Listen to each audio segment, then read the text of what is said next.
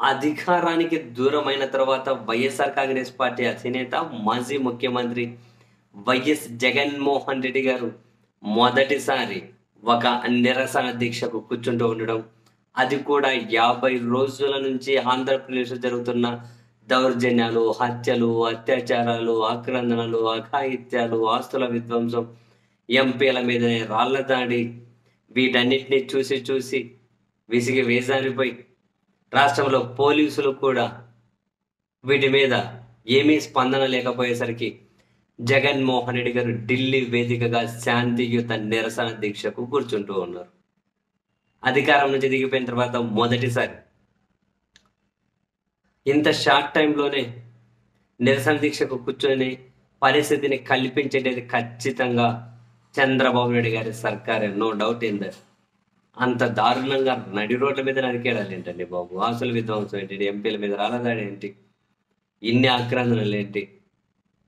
కార్లకు అడ్డగించి ముసుగులేసుకొని కొట్టడాలు ఏంటి?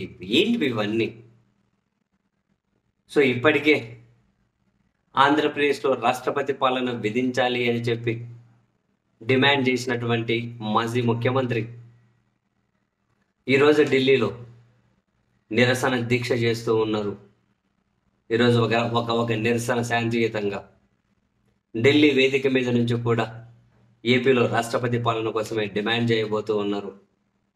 అండ్ మీడియాతో కూడా మీడియాను కూడా తను అడ్రస్ చేయబోతూ ఉన్నారు.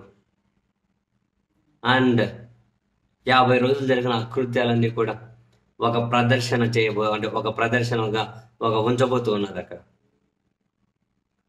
ప్రజాస్వామ్యాన్ని కాపాడడం కోసం అన్ని పార్టీలు కలిసి రావాలని చెప్పి పిలుపిచ్చారు. సో ఢిల్లీ వేదిక మీద నుండి జగన్మోహన్ రెడ్డి గారు ఎంత ఎఫిషియెంట్గా ఈ అకృత్యాలను, అఘాయిత్యాలను ఖండించుకుంటూ వాయిస్ వినిపిస్తారు, ఎంత వెల్ ప్లాన్డ్గా ఈ ప్రోగ్రామ్ని ఎంత కన్స్ట్రక్టివ్గా ఎగ్జిక్యూట్ చేయగలుగుతారు అన్నది డెఫినెట్లీ చూడాల్సిన అంశమే.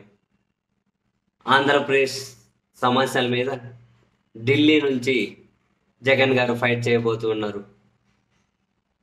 And president of India, prime minister, home minister అపాయింట్మెంట్లు కూడా అడిగి ఉన్నారు.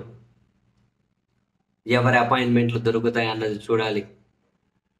ఆ పెద్దల అపాయింట్మెంట్లు దొరికితే వాళ్ళకి వీటన్నిటి మీద కూడా ఒక రిప్రజెంటేషన్ ఇవ్వబోతూ ఉన్నారు.